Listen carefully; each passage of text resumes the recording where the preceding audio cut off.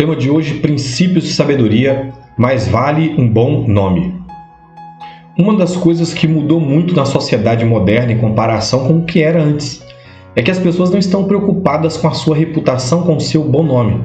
Nós vemos aí na nossa sociedade, principalmente aqui no Brasil, pessoas que mentem sem nenhuma preocupação, pessoas que enganam, pessoas que oprimem, pessoas que estão devendo e não estão preocupadas com o nome delas, não estão preocupados com o que os outros estão pensando. Mas não deve ser assim na vida de um cristão, na vida de um servo de Deus.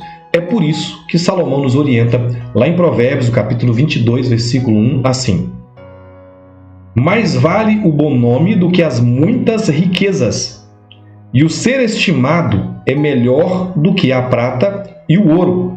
Salomão está afirmando, é melhor ter um bom nome do que muitas riquezas.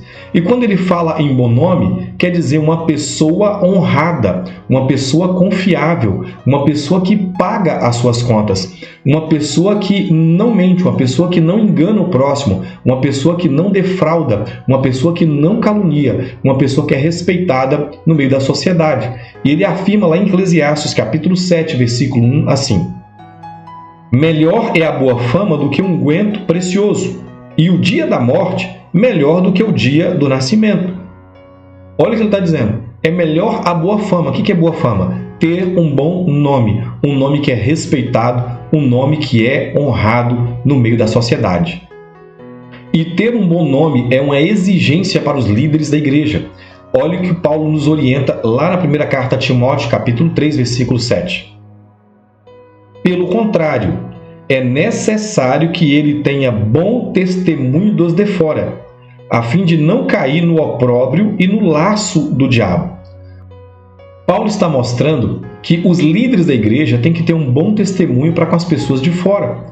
Você já imaginou as pessoas olharem para o líder, aquela pessoa que está à frente da igreja e falar assim: olha, aquele ali é um caloteiro, aquele ali compra e não paga. Olha, aquele ali, rapaz, ele só vive brigando com as pessoas, ele só vive xingando as pessoas, ele só vive humilhando as pessoas. Como você acha que as pessoas iriam se converter quando eles olham para o líder e não veem no líder a manifestação do caráter de Cristo? Então, ter um bom nome, um bom testemunho é uma exigência para os líderes da igreja. Mas eu quero te afirmar que não apenas para os líderes da igreja, é uma exigência para todos aqueles que se dizem filhos de Deus. Paulo afirma isso lá em Hebreus, no capítulo 12, a partir do versículo 1.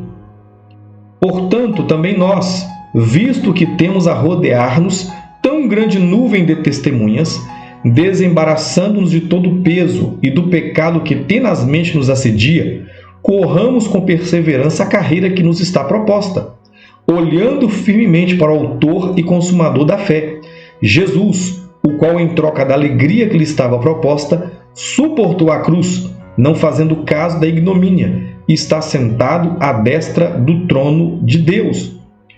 O apóstolo Paulo está afirmando: nós, todos os cristãos, estamos rodeados de uma grande nuvem de testemunhas. As pessoas estão olhando cada atitude nossa, cada ação nossa.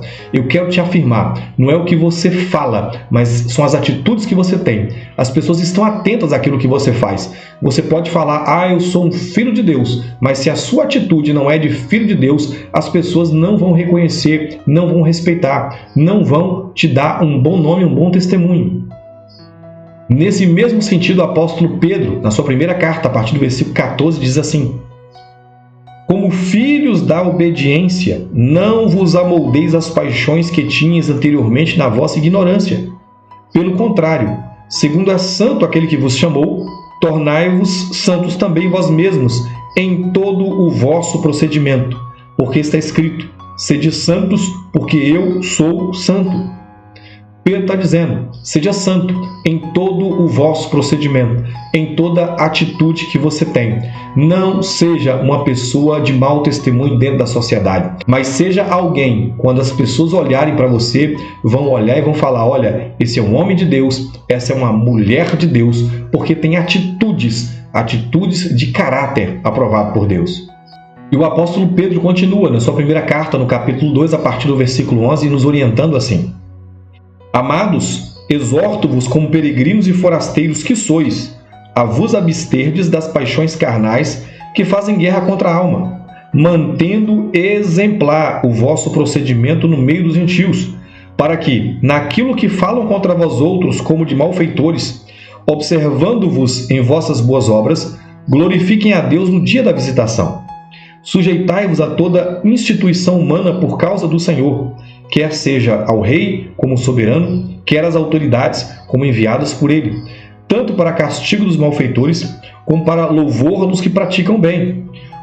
Porque assim é a vontade de Deus, que pela prática do bem façais emudecer a ignorância dos insensatos, como livres que sois, não usando todavia a liberdade por pretexto da malícia, mas vivendo como servos de Deus.